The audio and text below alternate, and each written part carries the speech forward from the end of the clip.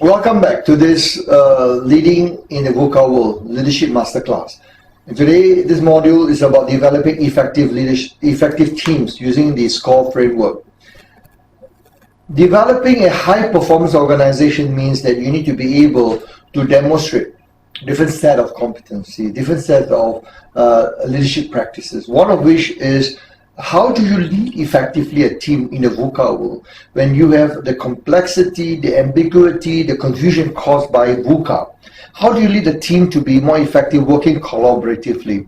And that leads to the topic today about leading teams more effectively using the S.C.O.R.E framework, which I will talk about a little bit more in a short while. But let's come back to the basic. What is a team?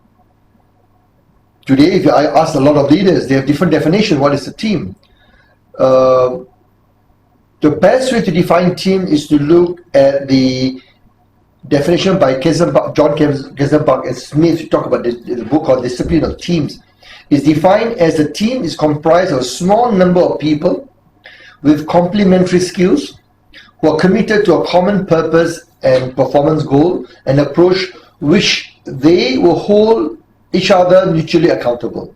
So the key word is small number of people who are with complementary skills and with a common purpose. So that's very important. How do you ensure that you have a common purpose and helping the team to move towards that goal? I would recommend you to watch a video in the YouTube. There's this video, the 5 tips for creating outperforming teams. And you will find this in our resource. As part of this program, we will put this video available to you. You can look at it, and we like this video because it tells you about the Great Britain cycling team, where they have the Sir Dave Brailsford has identified 5 tips, and I'm going to share with you, and I think we strongly believe in that this is best practice. Number 1, to be able to develop a high-performing team, number 1, recruit the best people, hiring for success. What it means is that as a leader, you need to look at the best people for the job, for the role. That's number 1. Number 2, give people ownership, empowerment. When you already hire them, let them do the job. And especially in the Gen Y, Gen Z, they expect you to empower them. They want to be given the responsibility. Third, it's important to understand there must be absolute clarity of role, responsibility, and boundary, what they can do, what they cannot. As a team, you must have that absolute clarity, because otherwise there'll be confusion at the workplace. As they work, there'll be conflict. There will be conflict if there's no clarity in terms of each other role and responsibility. Fourth is about identifying the standard as a team. What is the excellence? What is the standard you expect the team? And when you establish that standard, you need to articulate that to the team. And that's very important. What is the KPI and the team need to perform as a group?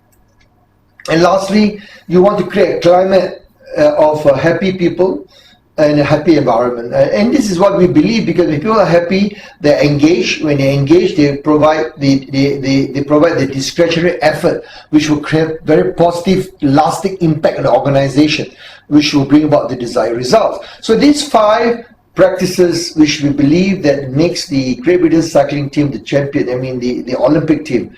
And I think it's relevant in the business practices of any organization. You should apply it.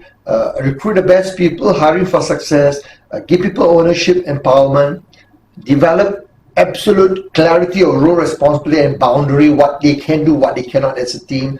Number 4, identify the standards and expectations that you're going to set for them, the KPI. And 5th is about create a climate where people feel they're happy, they feel they're engaged, they want to perform, the environment where the leaders and the team work in a very fun, enjoyable way. So these are the 5 tips. My advice to you, watch the video if you want. It's available in this section. It's one of the resources that we're going to provide you. But at the same time, ask yourself, are you doing it right now? What is your current practice?